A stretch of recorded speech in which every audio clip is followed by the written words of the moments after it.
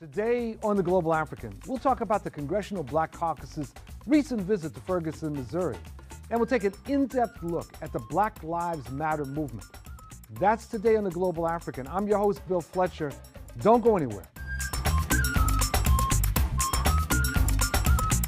We're here to discuss the future of the Black Lives Movement, what exactly it is, where it's going, relationship to other movements. This is an incredible movement. And joining us for this discussion is Princess Black. Princess Black is a Washington, D.C. based historian, librarian, and a keen student of Black politics and culture, both on the African continent and in Black America. Welcome to The Global African. Thank you. So let's just jump into it. You and I were on a panel recently, and I was very intrigued by several things that you raised. And one had to do with what you described as the Sharpton March. So let's talk about that. You know, there were very mixed feelings in the entire movement about that march, and there were some activists that grabbed the stage. So tell our viewers exactly what was the context of that?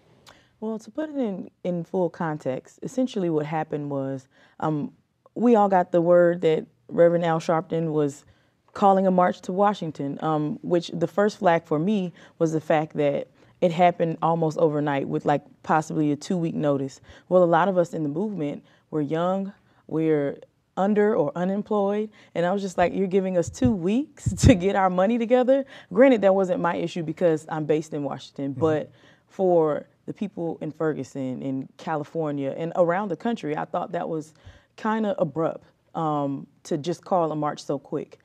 So we decided we'd wait and we'd see exactly what all would be taking place. There wasn't an extensive schedule or framing of the event from what we could understand. And essentially some of our brethren and sisters from Ferguson were in town. And even the DC activists, none of the organizations knew or received invitation from Reverend Al Sharpton to speak on that day. So for us, it was a matter of, will they give us the opportunity to speak? And more specifically, our brothers and sisters from Ferguson. And then if they weren't gonna allow us to speak, we were gonna shut it down and create a platform for us to speak. So let me just ask you, after the demonstration, were there any kind of follow-up discussions with Sharpton about where does the movement go from here?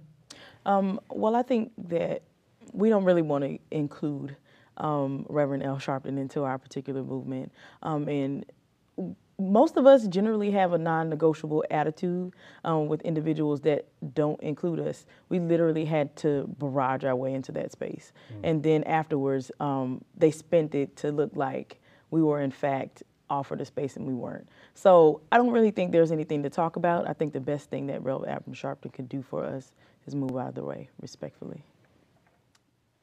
Let me ask this.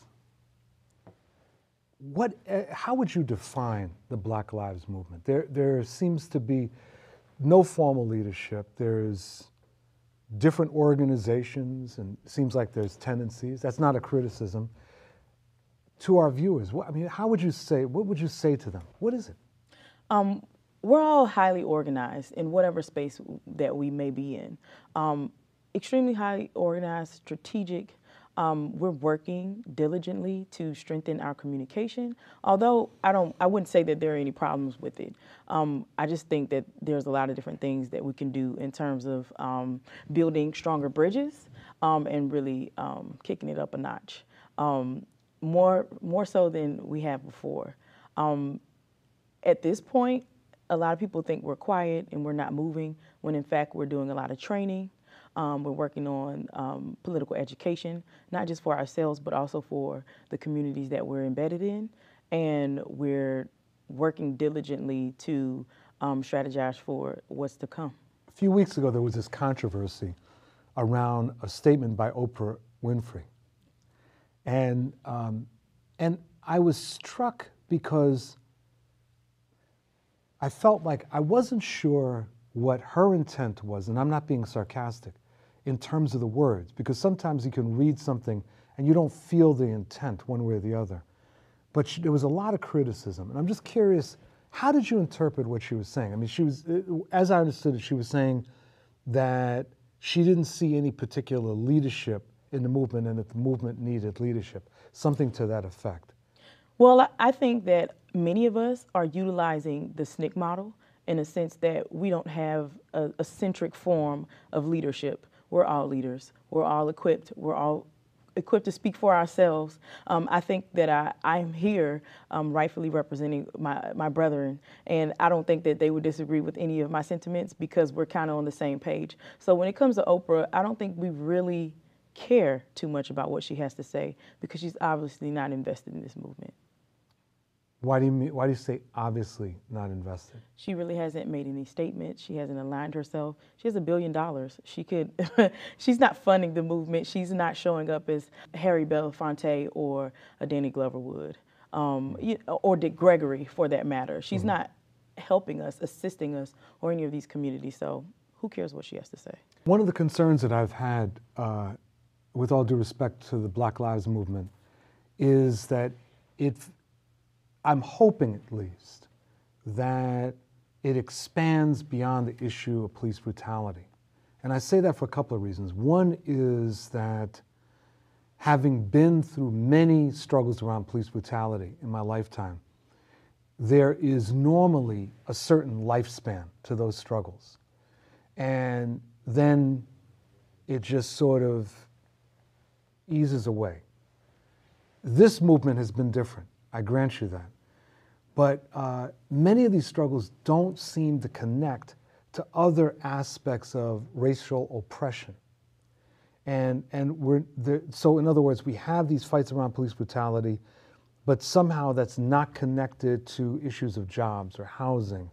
It's not connected to political power. There are specific, maybe reform demands, but it gets broken up. And so I'm wondering, how do we break from that loop? Well, I think that we're going to remain intact to an extent. I think on a national level, Black lives moving forward will be fighting diligently against police brutality. But what I see in the different spaces, whether it be down in Selma, Alabama, because they're actually working around a police brutality case in Selma right now, and in DC and in Ferguson and in LA. We all, on a local level, are going to have to tackle those groups within different organizations. And I think that's really how we're moving forward right now. Like, I know a lot of my brothers and sisters in Ferguson are working diligently on the different evils, that Dr. Martin Luther King mentioned.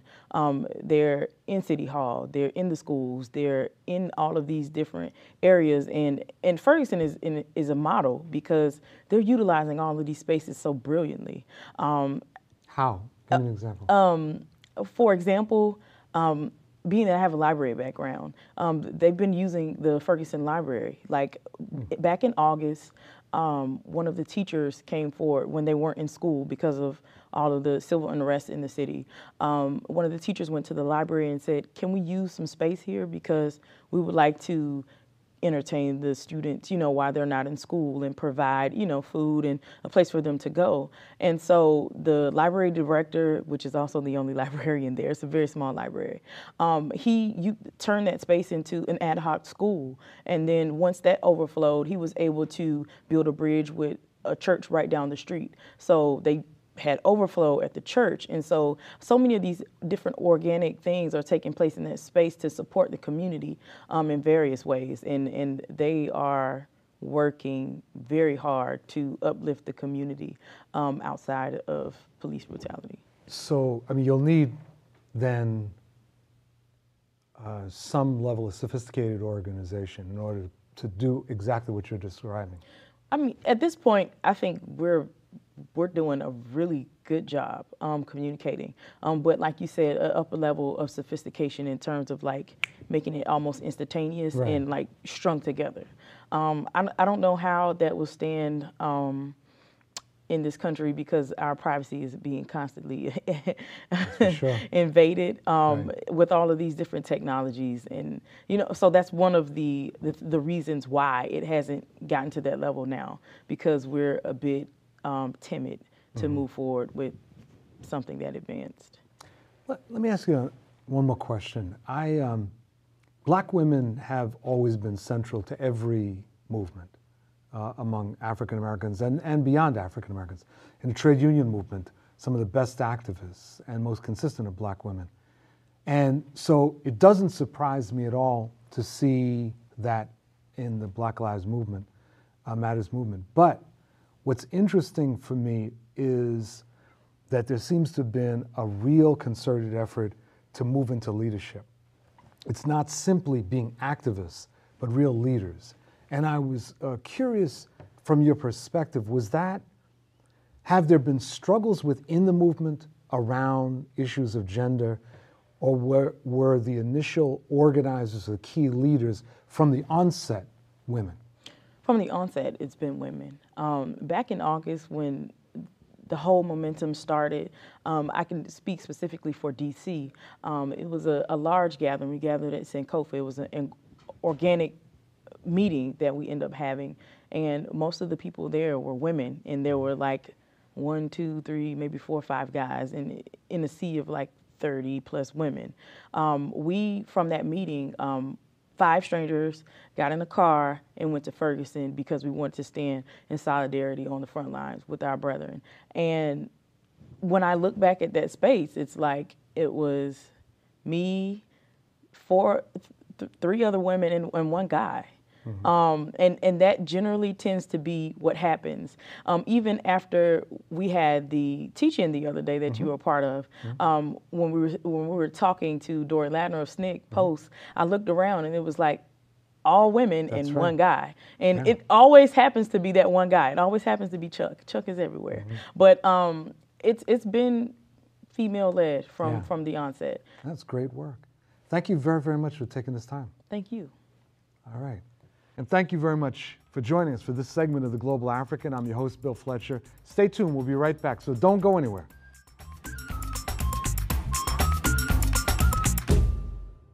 10 members of the Congressional Black Caucus visited Ferguson, Missouri recently to express solidarity with the town's residents.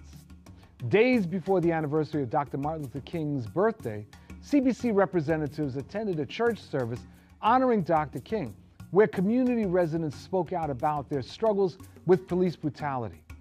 Some Ferguson residents expressed a lukewarm response to the CBC's efforts to engage the community and its flourishing social justice movements. Activists on the ground want more than words from leaders in Washington, and some have criticized the CBC for failing to take legislative action on policing issues. At 46 members, the CBC is the largest ever in its history. Yet a Republican-controlled Congress poses an even greater challenge to meaningful reform. And we're joined by Charles Ellison, a veteran political strategist and politics contributor for TheRoot.com. He is also the Washington correspondent for the Philadelphia Tribune and chief political correspondent for Uptown magazine. Welcome to Global African. Hey, thanks for having me, Bill. Appreciate it. So you wrote a piece recently about the Congressional Black Caucus's trip to Ferguson. Mm-hmm. And I found it interesting. It was written before the trip. Right. But what came through from the piece you wrote was a sense of almost trepidation, that there was some worry mm-hmm. among those getting ready to go on a trip, as well as people in Ferguson about what this trip was all about. Mm-hmm. Do you want to say something mm-hmm. about that? Right, you had a sort of few interesting things that were happening there. I mean, one, you had a Congressional Black Caucus that's, trying to sort of regain its footing or looking for relevancy at the top of the 114th Congress, where now you have not just dominant and expanded Republican majority in the House, but you also have a Republican majority in the Senate. So, mm-hmm. The CBC going to Ferguson against that political backdrop there. So also, just a lot of uncertainty about exactly what's going on in Ferguson. And what I mean by that is what's going on politically in Ferguson. So we've seen all the protests, right? Mm-hmm. Or we saw what happened initially, what sparked that outrage and the unrest that we saw in August, September, for Michael Brown's death, and then the reaction of the community, and then suddenly a realization that you had this local government there that was unrepresentative of the large community that was large. It was 70% Black, mm-hmm. But there hasn't been any change in the political environment there in Ferguson since Michael Brown's death and since that unrest. So how do you feel about that heading down to Ferguson? You have any comment about that? Are you thinking about doing something about that? Trying to dramatically shift the landscape down there. Because if there's a drastic political change where, say, the mayor of Ferguson is recalled, where the city council is recalled or voted out, that could be, Ferguson could be like the Selma of the 21st century. It could be the Selma of the Black Lives Matter movement. Let me ask you two things. First, because I want to come back to that, what did the CBC think that they were going to get out of the trip, and what did they get out of the trip? I think the CBC was looking for both a symbolic moment and also a substantive moment, or maybe sort of a launching pad moment to maybe get some things started in Ferguson. Because, credit to the CBC. I mean, there is a realization that, we have to make some things. We've got to transition this protest movement into a political movement or into a political mobilization strategy phase. So, it's one thing, the protest, the outrage, I mean, that's healthy to a certain extent. But if no political blood has been spilled, if no heads have rolled, if people haven't lost their jobs, and we're not just seeing this in the case of Ferguson, I mean, we see that in New York, in the case of Eric Garner, Staten Island, and Cleveland with Tamir Rice, and others, then it's like really nothing's changed. So they also wanted this sort of this symbolic kind of photo op moment of saying, hey, we've got a contingent of black members of Congress. That's pretty significant, heading down here to Ferguson, recognizing what's been going on, what's been taking place.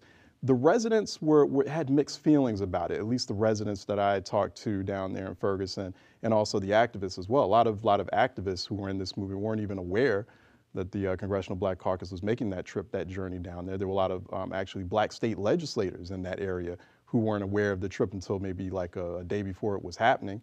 And then you have a lot of folks, there's this very wide disconnect, which I think is very worrisome, between the black elected officials and also, your black activists and black advocacy community. I think there's a number of dynamics that are taking place. I mean, one, you have a lot of young millennials, and as being the father of millennials, I kind of understand that perspective, but you have a lot of millennials who are very jaded and very disenchanted about the political process.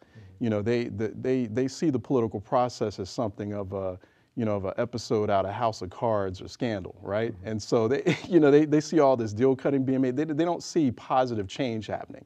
Or they vote for people, they participate at the voting stage, but then they're not seeing any positive outcomes from the people they voted for. There's a lot of disenchantment, especially since the election of President Barack Obama. So, they expect it, or the election of someone like New York Mayor Bill de Blasio. They expect sort of these immediate things to happen, and they don't understand that there's this whole sort of process that takes place afterwards. It's very intricate, very complex and complicated. They can get involved in it. It's not rocket science. But when they don't see that immediate change, they get disenchanted. So you have that. Another thing too, I mean, you have the lawmakers, the legislators themselves, particularly when they get to Washington, they get very ensconced in their legislative, lawmaking, political roles in Washington. And they get a little distanced from their communities and from their constituencies. Some of that's natural. Some of that's, it's the nature of the beast. It's the nature of the political beast. They spend 3/4 of their time raising money to get reelected, right? So you get caught up in that. And black state legislators, at the end of the day, they're politicians. One of the things that I've been wondering about, going back to the CBC, is that this is a more conservative CBC. I mean, it may be the largest in history, but when I think about sort of the CBC I grew up with, I mean, they weren't revolutionaries, but they were really frequently pushing the envelope on a number of issues, very outspoken. And increasingly, it feels like the CBC has been shifting in a more conservative direction. And I'm wondering whether that also is a factor in terms of the relationship between sort of people in the streets and folks in Washington. Yeah, this is a very good question, and there's some sort of interesting dynamics that are at play there. I mean, you have a CBC that's becoming much more conservative, not just in sort of the ideological or political sense, but just conservative in terms of their strategies. So conservative in the sense that they've become much more cautious than that, conscience of the Congress CBC that we remember from like the 70s, the 80s, and the early 90s, right? A lot of that, to their credit, and also on sort of a somewhat positive level, a lot of that's just a reflection of black people becoming very mature about their politics, becoming very savvy about the political process. And it's a very tough business. It's a very ugly, very nasty business, but it's something that is part of American democracy. It's that piece that we don't really see in the headlines. We kind of see behind the scenes. I've worked in politics. I've worked for members of Congress on both sides of the aisle. So I've been sort of in the belly of the beast, so to speak, and kind of understand what's happening behind. There's a lot of stuff that I'm jaded and disenchanted about, but I also understand that that's kind of how the process works. I hear you. Yeah. I would take issue though. I don't think that, I wouldn't agree on this maturity thing. I think that it is cautious. It is a sense of playing the mainstream. And the problem is that if you connect that with everything else that you describe, a credibility gap emerges, right? Because instead of having, people, a Shirley Chisholm, a Charlie Hayes, a Diggs or whatever, people that were outspoken, you appear to have, and certainly we're not painting everybody, you appear to have people that are more concerned about being reelected than being champions. Yeah. No. And I've gotten to a point where I'm simply tired of excusing black politicians and saying, well, whether it's Obama or other people, he can't do this because of this, he can't do that. Well, at a certain point, then I ask, then why the hell are you running for office? If you can't do anything, why run for office? Right. Become an entertainment lawyer. Do something else, right?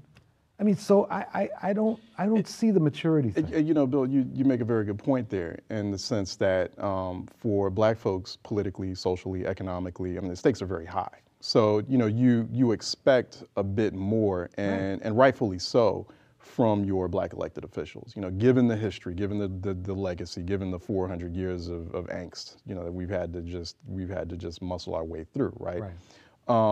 And so you do get this. There is that sort of internal recognition of that. So I have one final question. You're sitting in front of the Congressional Black Caucus. Right? And so they say, Mr. Ellison, we recognize that there's a gap between us and the people, the activists on the ground. Give us 2 recommendations about what you think we should do. What would they be? Once again, it's taking big, vocal, public, very aggressive risk in terms of what they're trying to accomplish here, and also taking stock of the political landscape, the political environment there on Capitol Hill, and doing some new sort of innovative and fresh stuff, some fresh things that can really get people galvanized and mobilized behind them. So, you mean like new legislation? Not even just new legislation, but like calls for the House Majority Whip's resignation, or making some big stand or big public display regarding the Voting Rights Act. Just sort of being very creative with the messaging and being aggressive in that sense. And then 2, I think really prioritizing reviving the relationship between them and also their constituents. I mean, it's just, it doesn't, to me, there's something wrong there if you're introducing or you're drafting all these great bills that are addressing these immediate concerns, these immediate needs. And the majority of people, your constituents or people who are involved in the Black Lives Matter movement don't even know about it. So, you really got to prioritize that as well, trying to, sort of enhance your communication strategy and making sure that people understand what it is you're doing. Charles Ellison, thank you very much. Great, it was a pleasure. All right. Our pleasure, absolutely. And thank you for joining us for this episode of The Global African. I'm Bill Fletcher, your host, and we'll be back